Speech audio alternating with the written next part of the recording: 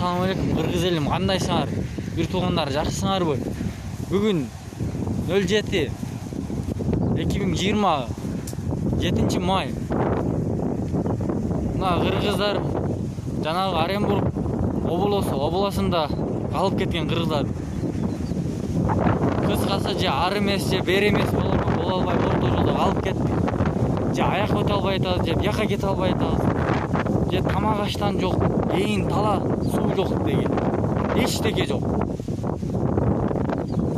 Барлыгын курсактар ач, жегенге эчтеке жок, нан жок же башка нерсе жок. Туугандар, бийликтегилер карап койбойсуңарбы? Биякта бир 80 адам бар, 80 адам бар, бийликтегилер. Биякта жата бербей карап койгулачы.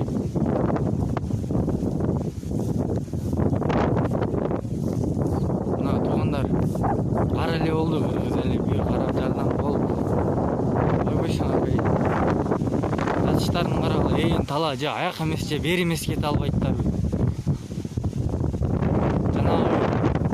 Hostelде жаткандар да бар. Аякта жанагы аэропортто күткөндөр бар, канча бир.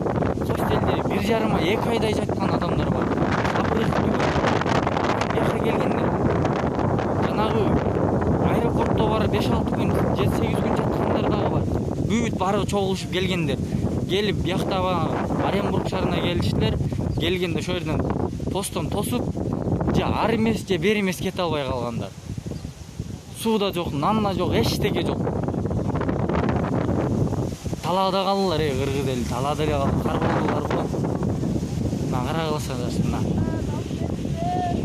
Биякта эжелер ыйлап атат, алып кеткиле деп.